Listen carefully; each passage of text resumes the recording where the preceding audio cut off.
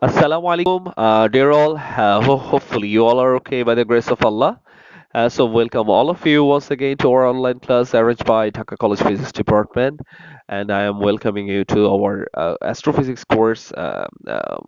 And today we will discuss about, we will discuss about our special topic that is regarding tide অর্থাৎ তোমরা জানো যে আমাদের solar system যে কোর্সটা রয়েছে, হ্যাঁ, সেখানে একটা উল্লেখযোগ্য অংশ হচ্ছে টাইড। তো আমরা আসলে আজকে দেখব যে জোয়ার ভাটার যে ব্যাপারটা, হ্যাঁ, অর্থাৎ যেটাকে আমরা বলি হাই টাইড বা লো টাইড। তোমরা জানো জোয়ার ভাটা একটা গুরুত্বপূর্ণ একটি বিষয়।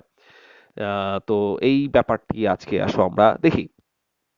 আচ্ছা, তো খেয়াল করে দেখো।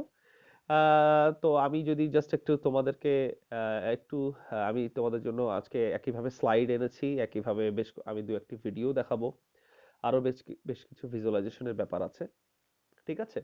তো আমি যদি স্বাভাবিকভাবে বলি, তোমরা এখানে দেখতে পাচ্ছ হোয়াট ইজ টাইড।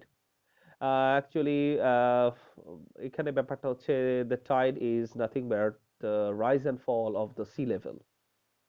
অর্থাৎ সমুদ্র পৃষ্ঠের রাইজ হওয়া আর ফল হওয়া, এটাই আসলে টাইড। এটা once or twice in a day হতে পারে। আচ্ছা, তো আমরা যদি আসলে পরের স্লাইডটা একটু দেখি, খেয়াল করে দেখো আসলে কিভাবে টাইডস ফর্ম হয়। তো এটা মূলত ফর্ম হয় মূলত gravitational pool of the moon and the gravitational pool of the sun as well. হ্যাঁ, তো আমরা এর পরেরটা দেখি যে আসলে অর্থাৎ এই বিষয়টা টাইডের ব্যাপারটা অনেকের কাছেই কমপ্লেক্স মনে হয়, কিন্তু আমরা যদি একটু গভীরভাবে চিন্তা করে দেখি তো আমরা ব্যাপারটা ইনশাআল্লাহ বুঝতে পারবো। তো খেয়াল করে দেখো যে আসলে এই একটা দুইটা তিনটা মূলত পৃথিবীর চারপাশে সূর্য এবং চাঁদের যে অবস্থান, এটার কারণে আসলে জোয়ার ভাটা হয়, কিন্তু চাঁদের ভূমিকা এক্ষেত্রে অনেক বেশি গুরুত্বপূর্ণ। আচ্ছা, তো আমরা পরের স্লাইডটা দেখি আসো। এবং তোমরা একটা বিষয় জানো যে আসলে সূর্য সব থেকে বড়, আমাদের সোলার সিস্টেমের সব থেকে বড় যে সেলেস্টিয়াল অবজেক্ট।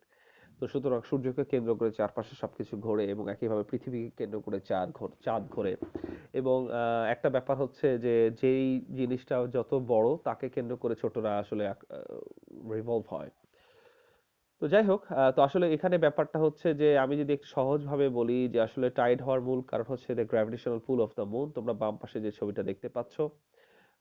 তো হ্যাঁ, ইন্টারেস্টিং ব্যাপার হচ্ছে যে অর্থাৎ পৃথিবীর যে সমুদ্র পৃষ্ঠ বা পৃথিবীর যে পানি, এই পানিটা অ্যাট্রাক্টেড হয় এইভাবে চাঁদের অ্যাট্রাকশনের কারণে, এই জন্য পানিটা স্ফীত হয়। তোমরা বাম পাশে যে ছবিটা দেখতে পাচ্ছ।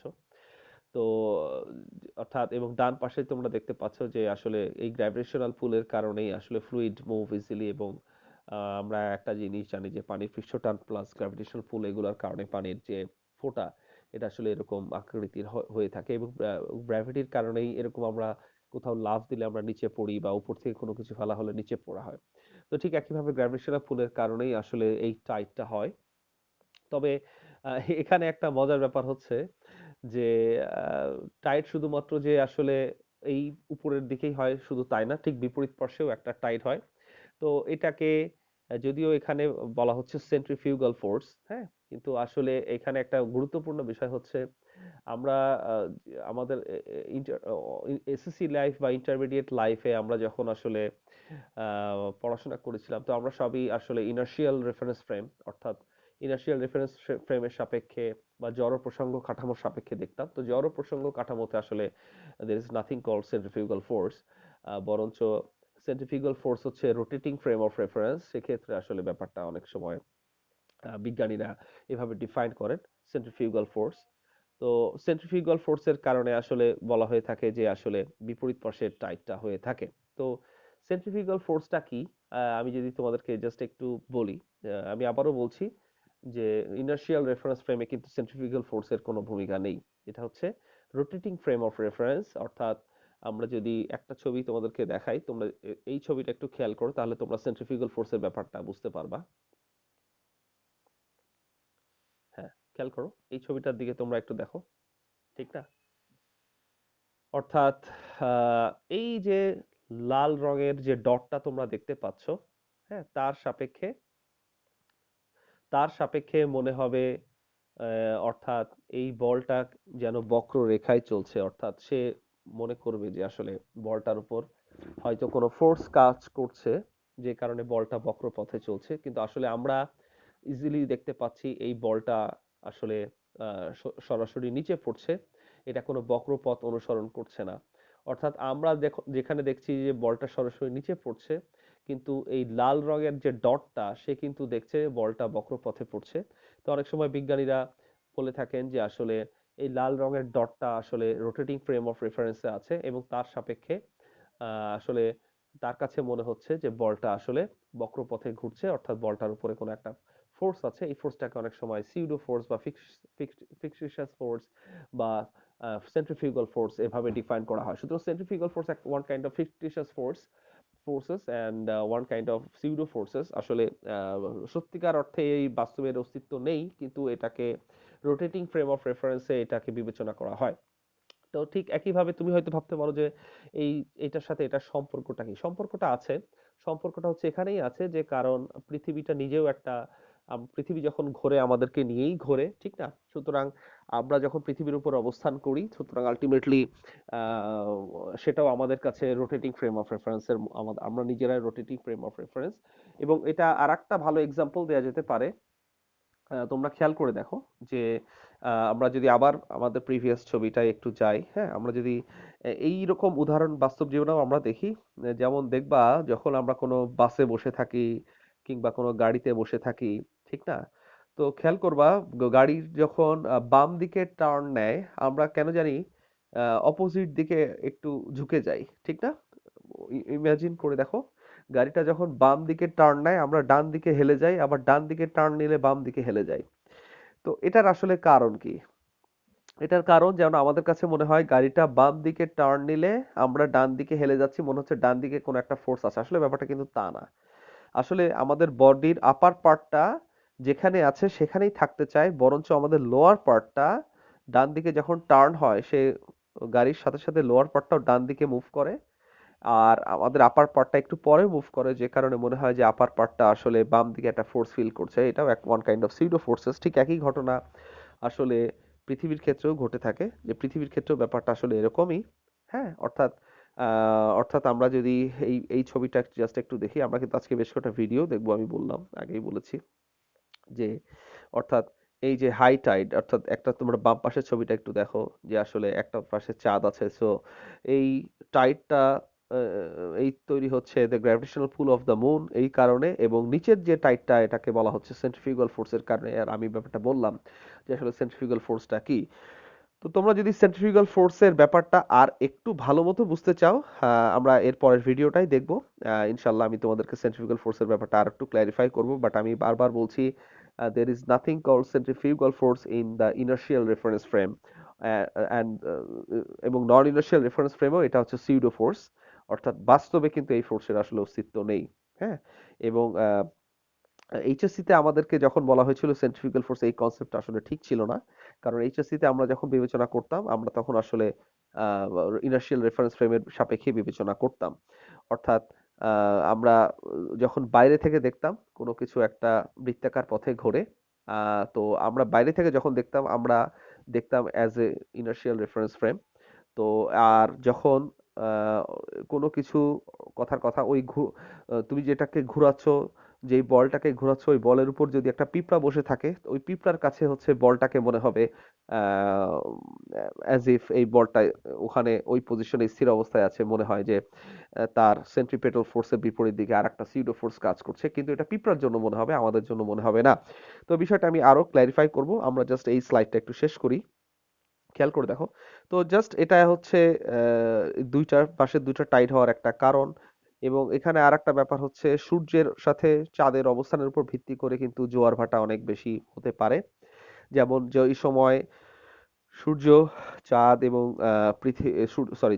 পৃথিবী, চাঁদ এবং সূর্য এরকম পজিশনে থাকে, সেই সময় আসলে সূর্য চাঁদের যে গ্র্যাভিটেশনাল পুল এটাকে বাড়িয়ে দেয়, এবং এটাকে বলা হয়, তো সেই সময় যে এই টাইডটা হয় এটা হচ্ছে স্প্রিং টাইড। কিন্তু যদি এটা এই পজিশনে থাকে তখন কিন্তু সূর্য আসলে চাঁদের গ্র্যাভিটেশনাল পুলটাকে আলটিমেটলি কমিয়ে দেয়, এবং এটাকে বলা হয় নিপ টাইড। তো এটা হচ্ছে মূলত মানে ছোট্ট একটা মানে বলতে পারো যে আমরা ধারণা নিলাম যে আসলে টাইট জিনিসটা কিভাবে হয়। তো আমি তোমাদেরকে বলেছিলাম যে আরেকবার আমি আসলে তোমাদের সেন্ট্রিফিউগাল ফোর্সের উপরে আমি আরেকটা আলোচনা একটু করব। সেটা হচ্ছে আমি তোমাদেরকে একটা ইন্টারেস্টিং ভিডিও দেখাই, চলো আসো আমরা ভিডিওটা একটু দেখে আসি।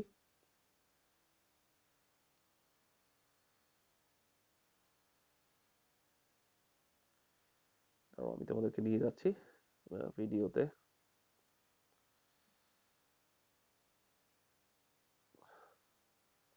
খেয়াল করে দেখো এই ভিডিওটা, তোমরা যদি একটু দেখে থাকো, সবাই একটু দেখো।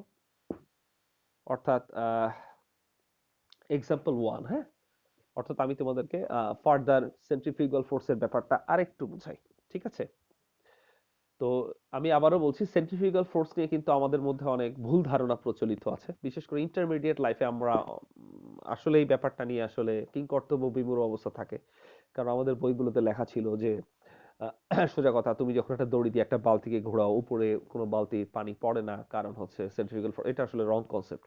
কারণ আলটিমেটলি আমরা বাইরে থেকে যখন দেখি বালতিটা, আমরা যখন দেখি তখন আমরা ইনার্শিয়াল রেফারেন্স ফ্রেমে দেখি, আর ইনার্শিয়াল রেফারেন্স ফ্রেমে সেন্ট্রিফিউগাল ফোর্সের কোনো অস্তিত্ব নেই। আর সুতরাং এখানে ব্যাপারটা হচ্ছে যে সেন্ট্রিফিউগাল ফোর্সের অস্তিত্ব শুধুমাত্র সেখানেই কল্পনা করা যায়, যদিও এটা সিউডো ফোর্স। আমি আবারও বলছি, বাস্তবে এরকম ফোর্সের অস্তিত্ব নেই, কিন্তু সুবিধার জন্য এটা চিন্তা করা হয়ে থাকে, সেটা হচ্ছে রোটেটিং ফ্রেম অফ রেফারেন্সে। তো আমরা আসলে এরকম একটা এক্সাম্পল দেখি। দেখো example one, a cannon is placed on a rotating disc. The cannon balls fly in straight lines since no forces act on them. অর্থাৎ এখানে প্রথমে ব্যাপারটা কি, প্রথমে হচ্ছে ব্যাপারটা হচ্ছে এটাই যে, খেয়াল করে দেখো, একটি কামান একটি রোটেটিং ডিস্কের উপরে রাখা আছে, হ্যাঁ, একটি কামান একটি রোটেটিং ডিস্কের উপর রাখা আছে, ভালো করে বুঝো। আর এবং কামানের গোলা, এবং কামানের গোলা হচ্ছে তোমার ছাড়া হচ্ছে, এবং প্রথমে আমরা যেটা দেখবো যে কামানের গোলাটা সরাসরি তোমার হচ্ছে সোজা লাইনে এসে পড়ে। কারণ কি, কামানের গোলা ছুঁড়ে পড়ার পর থেকে তার উপর কোনো ফোর্স কাজ করে না। অর্থাৎ আমরা যদি ভিডিওটা একটু দেখি, খেয়াল করো, এই দেখো, তোমরা এই ছবিটা একটু দেখো, ইন্টারেস্টিং ঠিক না? তো খেয়াল করো, আমরা কিন্তু এখানে স্পষ্ট দেখতে পাচ্ছি যে, কি দেখতে পাচ্ছি যে কামানের গোলা আসলে স্ট্রেট পথে যাচ্ছে, তাই না? কামানের গোলাটা স্ট্রেট পথে যাচ্ছে, কারণ কি, কারণ আমরা যেটা দেখছি এটা কিন্তু আমরা এই মুহূর্তে আমরা হচ্ছি ইনার্শিয়াল রেফারেন্স ফ্রেম। অর্থাৎ আমরা যারা অবজার্ভ করছি, আমরা যারা এই ভিডিওটা দেখছি, আমরা হচ্ছে ইনার্শিয়াল রেফারেন্স ফ্রেম। তো আমরা কিন্তু স্পষ্ট বুঝতে পারছি, হ্যাঁ, কামান গোলা ঘুরছে ঠিক আছে, কিন্তু গোলা ছোড়ার পর মুহূর্ত থেকে তো গোলার উপরে আর কোনো কাজ করছে না। এই কারণে এটা স্ট্রেট লাইনে যাচ্ছে। কিন্তু যদি এরকম হতো আমরা আসলে এই আমরাও একই সাথে ঘুরতাম, সেক্ষেত্রে আমরা যদি নন ইনার্শিয়াল রেফারেন্স ফ্রেম হতাম, তাহলে ব্যাপারটা কি হতো একটু খেয়াল করো। হ্যাঁ, now we will switch to the disc frame of reference the cannon balls. এবার দেখো ইন্টারেস্টিং কিন্তু, হ্যাঁ, আমরা এই দেখো খেয়াল করো, আমরা এবার নিজেরাও ডিস্কের সাথে ঘুরছি। অর্থাৎ আমরা যখন ইনার্শিয়াল রেফারেন্স ফ্রেম থেকে নন ইনার্শিয়াল রেফারেন্স ফ্রেমে আসলো, ঠিক না, তখন হচ্ছে কিন্তু ব্যাপারটা ডিফারেন্ট হয়ে গেল। অর্থাৎ জিনিসটা ইন্টারেস্টিং এই ভিডিওটা।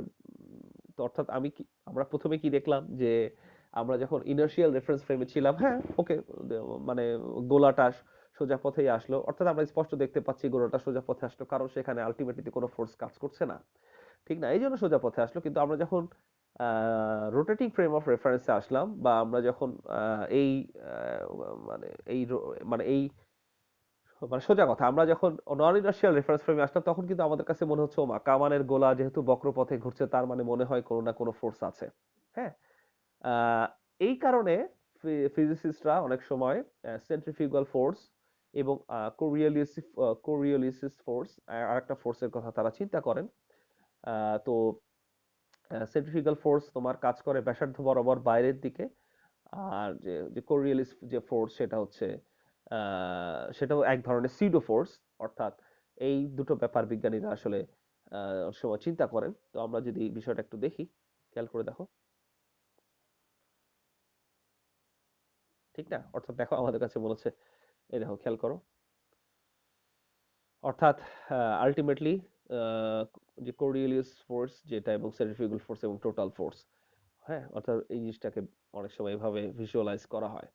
তো খেয়াল করে দেখো, তোমরা যদি এই ছবিটা একটু দেখো, অর্থাৎ দেখো এখানকার ছবিটা জাস্ট তোমরা একটু দেখো, এটা জাস্ট বোঝানোর জন্য, হ্যাঁ, তোমরা দেখতেই পাচ্ছ সবুজ রঙের সবুজ রঙের যে ফোর্সটা এটাই হচ্ছে আসলে সেন্ট্রিফিউগাল ফোর্স, যেটাকে কল্পনা করে নেওয়া হচ্ছে যে আসলে বাইরের দিকে কোনো একটা ফোর্স কাজ করছে, এই জন্য এগুলোকে সিউডো ফোর্স বলে।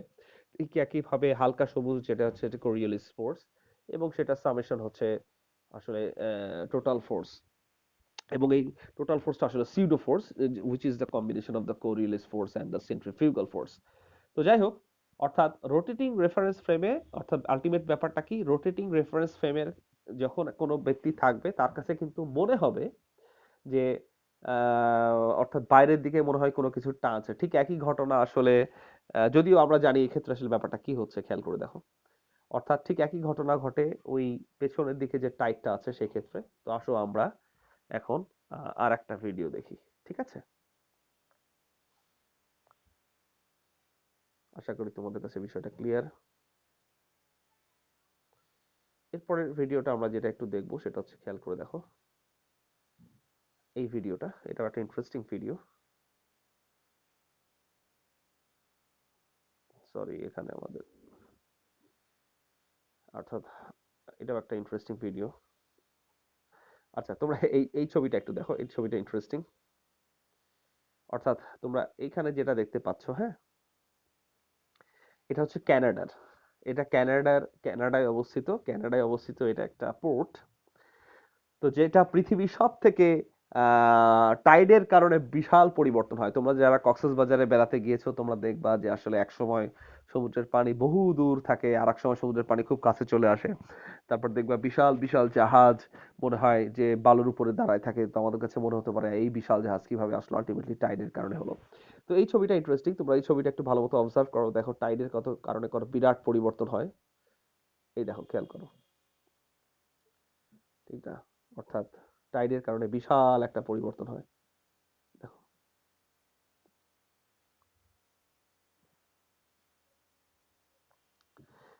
তো বুঝতেই পারছো তো আসলে ব্যাপারটা কি আসলে আমরা দেখি। তো আমরা যেটা দেখলাম যে গ্র্যাভিটির কারণে আসলে টাইডটা হচ্ছে, ঠিক না? গ্র্যাভিটি আসলে মূলত the gravitation pull between the earth and the moon, ঠিক না? অর্থাৎ জিনিসটা আমরা আবার একটু ভিজুয়ালাইজ করি। এটা হচ্ছে পৃথিবীর চারপাশে, নীলটা হচ্ছে পৃথিবীর চারপাশের পানি, আমাদের ওশান। আচ্ছা, এটা হচ্ছে মুন, ঠিক না?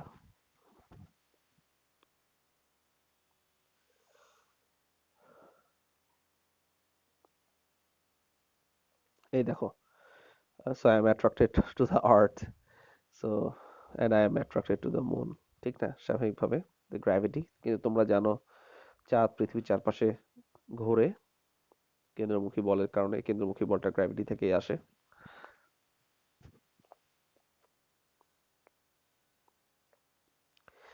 তো এটার কারণে, এই গ্র্যাভিটেশনাল পুলের কারণে আসলে এই পাশের পানিটা স্ফীত হয়, ঠিক না? অর্থাৎ আমরা যদি বিষয়টা একটু দেখি, এবং অর্থাৎ হাই টাইড, ঠিক না? আমরা জানি পৃথিবীটা এভাবে ঘূর্ণায়মান, সুতরাং পৃথিবীর এক পাশে হাই টাইড হবে, ঠিক না? অর্থাৎ দেখো, খেয়াল করে দেখো এই ছবিটা দেখে মনে হতে পারে যে ও আচ্ছা, তার মানে পৃথিবী যখন রোটেট করে 24 ঘন্টায় সম্ভবত একবারই হাই টাইড হয়, কিন্তু আসলে তা না। এইটা এটা যেমনি ভাবে হাই টাইড হয় ঠিক একইভাবে বাম পাশেও আমরা দেখেছি একটু আগে, যে আমরা বললাম যে আসলে আমাদের স্লাইডে যে সেন্ট্রিফিউগাল ফোর্সের কথা আসলে বলা ছিল। তো আসলে বাম পাশে ঠিক ওইরকম একটা ব্যাপার আমরা যদি ইমাজিন করি নিই, আমরা দেখতে পারবো বাম পাশেও একটা টাইড হয়, সেখানেও একটা হাই টাইড হয়, অর্থাৎ 24 ঘন্টায় দুইবার হাই টাইড হয়, অর্থাৎ জোয়ার হয়।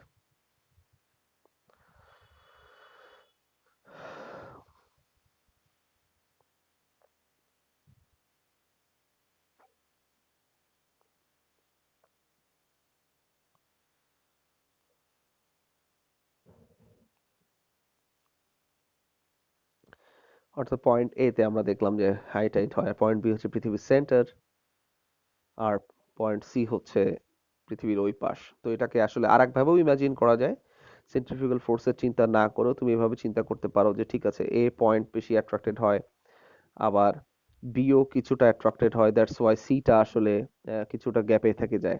এভাবেও আসলে চিন্তা করা যেতে পারে। আচ্ছা, সেক্ষেত্রে আসলে বলা হয়ে থাকে যে সিতে আসলে আলটিমেটলি আর একটা তোমার হাই টাইড হচ্ছে।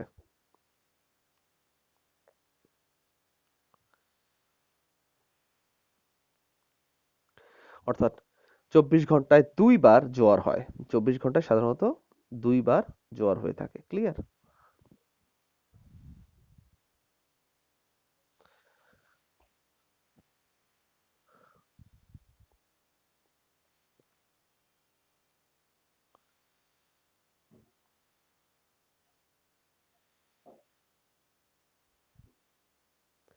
অর্থাৎ খেয়াল করে দেখো, এই ছবিটা এখন দেখো, আমরা আসলে জিনিসটা তাহলে বুঝতে পারবো। ঠিক না? কিন্তু বুঝতেই পারছো ডান পাশের জোয়ারটা কিছুটা আরো উচ্চ, কারণ এখানকার গ্র্যাভিটেশন পুলটা যেহেতু বেশি, সুতরাং এটাই হচ্ছে হাই টাইড এবং হাই টাইড এবং উপরের নিচে লো টাইড।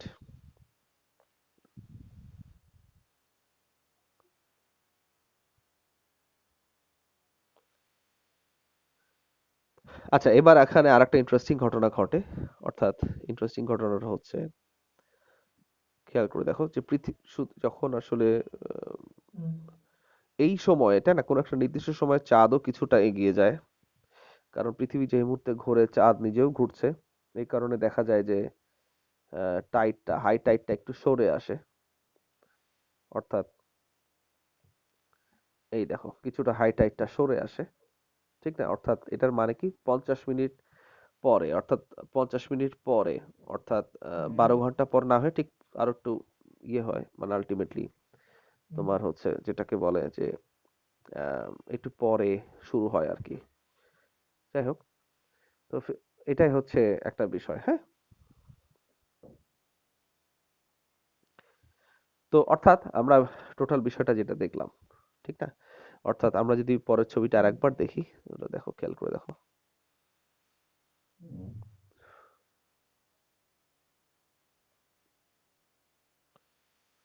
যে ক্যানাডার সেই বিখ্যাত ছবিটা।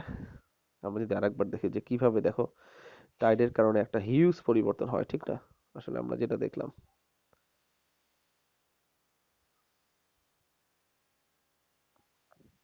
ওকে, তো আশা করি ডিয়ার অল, তোমরা আসলে ব্যাপারটা আসলে ক্লিয়ার ক্লিয়ার হয়েছে। হ্যাঁ, যে আসলে এই টোটাল মানে সোজা কথা, জোয়ার ভাটার ব্যাপারটা আসলে কি। হ্যাঁ, এবং আসলে এটা কিভাবে হয়। ওকে, তো আমরা যদি খেয়াল করে দেখো, আমরা যদি আবার আমাদের ইয়েতে ফিরে যাই, জাস্ট আমি তোমাদেরকে দেখানোর জন্য একটু দেখাই। হ্যাঁ, অর্থাৎ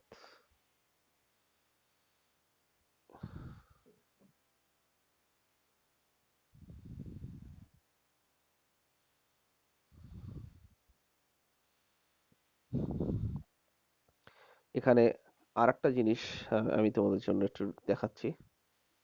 সেটা হচ্ছে আমাদের, দেখো শুরু থেকে এটা ভিডিওটা যদি জাস্ট আমি তোমাদেরকে একটু দেখাই, অর্থাৎ এখানেও এই টাইট ব্যাপারটাকে ভিজুয়ালাইজ করার চেষ্টা করা হয়েছে। হুম, খেয়াল করে দেখো, অর্থাৎ এই ছবিটা তোমরা যদি খেয়াল করো, অর্থাৎ পৃথিবীর চারপাশে তোমরা নীল রঙের যেই বলগুলোকে দেখছো, এটাকে পানি মতো করে রিপ্রেজেন্ট করা হয়েছে। অর্থাৎ এখান থেকে ভিজুয়ালাইজ করলেও তুমি দেখতে পারবা যে আসলে কিভাবে টাইড হয়, এবং এগুলো স্প্রিং, সুতরাং বুঝতেই পারছো স্প্রিং এক সময় প্রসারিত হতে পারে। ঠিক না? তো এটা হচ্ছে স্বাভাবিক অবস্থা, পানির স্বাভাবিক অবস্থা। তো যখন তুমি বুঝতেই পারো স্প্রিং আসলে প্রসারিত হবে, সেখানে তার মানে টাইড। তো দেখো এই ছবিটা আসলে, এই ভিডিওটা ইন্টারেস্টিং। আমরা ভিডিওটা যদি একটু দেখি, এটা ধরো গ্র্যাভিটেশন পুল, ধরো আমরা বিবেচনা করছি, খেয়াল করে দেখো, সুতরাং এটা হচ্ছে গ্র্যাভিটেশনাল পুল।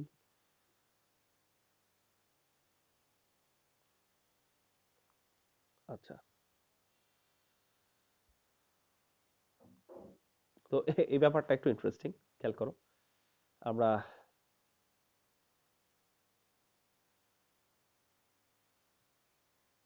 ঠিক না, এই সেই ফিকটিশিয়াস ফোর্স, অর্থাৎ ফিকটিশিয়াস ফোর্সের ব্যাপারটা তখনই আসে আমরা যখন নন ইনার্শিয়াল রেফারেন্স ফ্রেমে থাকি, বা নন ইনার্শিয়াল রেফারেন্স ফ্রেম থেকে আমরা যদি বিষয়টাকে দেখি। অর্থাৎ খেয়াল করো, আমরা আগের ছবিটা জাস্ট আমি যদি আরেকবার একটু রিপিট করি, তুমি দেখছো যে এই যে ও চলে যাচ্ছে, কিন্তু তুমি তো স্থির, ঠিক না? তুমি তো দেখছো যে তুমি স্থির। অর্থাৎ তুমি যেই মুহূর্তে স্থির আর তোমার সামনে একটা বস্তু মুভ করছে, তার মানে তুমি যখন স্থির অবস্থায় আছো, চারপাশের এবং এখানে আসলে খেয়াল করে দেখো, এখানে কিন্তু তারকাগুলো দিয়ে এটাই বোঝানো হয়েছে। অর্থাৎ এই দেখো, অন্য যে ডট ডট গুলো দেওয়া হয়েছে, এই কারণেই ডট ডটটা দেওয়া হচ্ছে যে তুমিও, আমরাও স্থির, অর্থাৎ আমরা যারা ভিডিও দেখছি আমরাও স্থির, এই ডট ডট গুলো স্থির। এখন পৃথিবীটা মুভ করছে, তার মানে আমরাও ইনার্শিয়াল রেফারেন্স ফ্রেম, জড় কাঠামো। কিন্তু আমরা একটা সময় দেখবো যে আসলে এই ডট ডট গুলো, চারপাশের ডট ডট গুলো মুভ করছে, তখন আমরা নন ইনার্শিয়াল রেফারেন্স ফ্রেম। এবং আমরা যখন নন ইনার্শিয়াল রেফারেন্স ফ্রেমে আসবো, আমি তোমাদেরকে অলরেডি বলেছি, আমরা ওই সময় একটা ফিকটিশিয়াস ফোর্স বা সিউডো ফোর্স, এটাকে কোরিয়ালিস ফোর্সও বলা হয় অনেক সময়, এটাকে তোমার সেন্ট্রিফিউগাল ফোর্সও বলা হয়ে থাকে, আবার এটাকে শুধু ফিকটিশিয়াস ফোর্সও বলা হয়। কারণ আসলে ঘোরার ক্ষেত্রে আসলে সেন্ট্রিফিউগাল ফোর্স ইউজ করা হয়, কিন্তু সবসময় যে ঘুরবে ব্যাপারটা তা না, আসলে এটা নাও হতে পারে। সুতরাং এই ছবিটা আসো আমরা দেখি, আশা করি বুঝতে পেরেছো।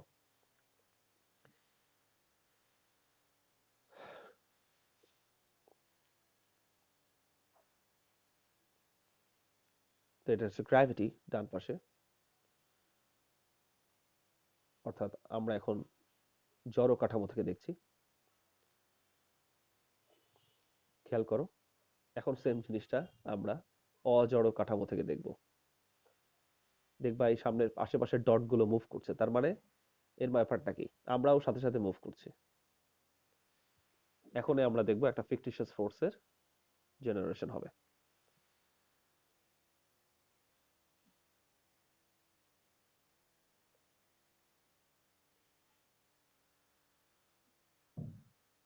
দেখেছো? তার মানে কি, আমরা এখন এই দেখো, সব ডট গুলো মুভ করছে, ঠিক না? তো একটা বাম পাশেরটা হচ্ছে ইনার্শিয়াল আর ডান পাশেরটা হচ্ছে নন ইনার্শিয়াল, রিয়েল ফোর্স যেটা, ঠিক না? Real force. আর ডান পাশেরটা দেখো নন ইনার্শিয়াল ফোর্স, ফিকটিশিয়াস ফোর্স। হ্যাঁ, real force plus fictitious force, right.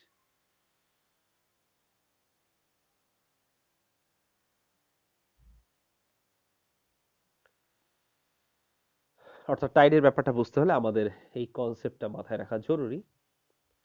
তো আবার দেখো ইনার্শিয়াল রেফারেন্স ফ্রেম থেকে, অর্থাৎ ইনার্শিয়াল রেফারেন্স ফ্রেম থেকে আমরা যদি বিষয়টাকে দেখি, এই দেখো খেয়াল করো, ঠিক না? তো ইনার্শিয়াল রেফারেন্স ফ্রেম থেকে আমরা দেখছি যে ডান পাশের গ্র্যাভিটেশনাল পুলটা বেশি বাম পাশের থেকে।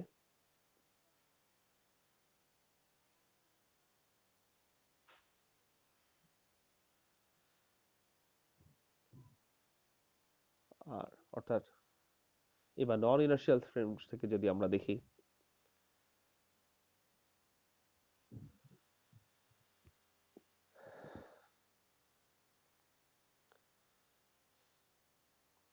তাহলে আমরা বিষয়টাকে এইভাবে দেখব।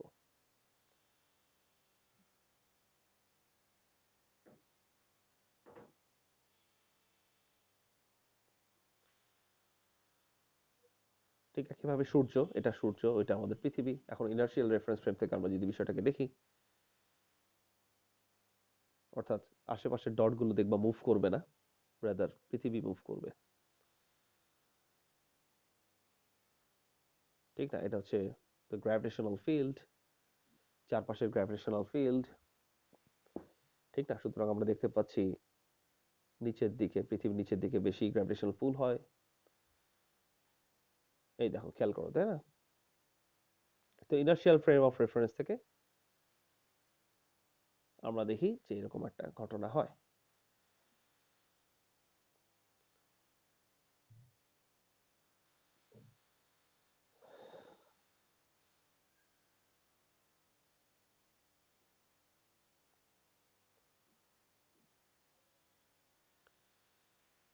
অর্থাৎ এটা ইনার্শিয়াল রেফারেন্স ফ্রেম, এর দ্বারা বোঝাচ্ছে ওই মুহূর্তে গ্র্যাভিটেশনাল পুলটা আউট হয়ে গেলে পৃথিবীটা আসলে ছিটকে এভাবে চলে যাবে, এটাই বলা হচ্ছে। হ্যাঁ,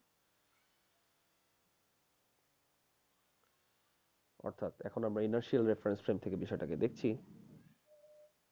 খেয়াল করো, মুভি স্প্রিং গুলো প্রসারিত হয়ে আছে, তার মানে এখানে তুমি অবশ্যই হাই টাইড তুমি পাবা, তুমি জোয়ার পাবা।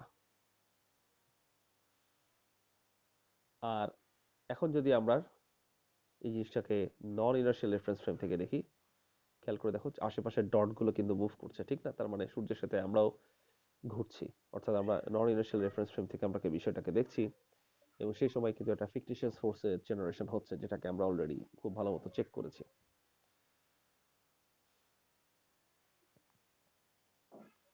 ঠিক না? এই দেখো, এই কারণে আসলে ultimately the tidal force, so we are getting the tidal force.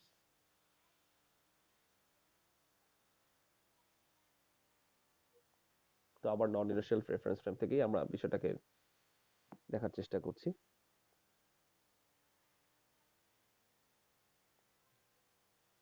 তো নন ইনার্শিয়াল প্রসঙ্গ এই কারণেই আনল, কারণ আমরা পৃথিবীর সাথে আমরাও ঘুরি, আর আমরা তখন জোয়ারটা আসলে অবজার্ভ করি।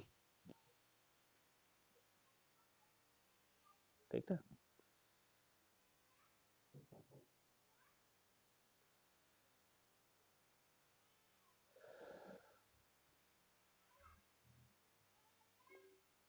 তো যাই হোক, মাই ডিয়ার অল, তো হোপফুলি আসলে বিষয়টা বোঝা গিয়েছে। তো ঠিক আছে, তো এটাই ছিল আসলে কিভাবে জোয়ার হয়, কিভাবে ভাটা হয়। হ্যাঁ, তো এই ব্যাপারটা। তো ইনশাল্লাহ আমাদের পরবর্তী ক্লাসে আবার দেখা হবে। সবাই ভালো থেকো। আসসালামু আলাইকুম।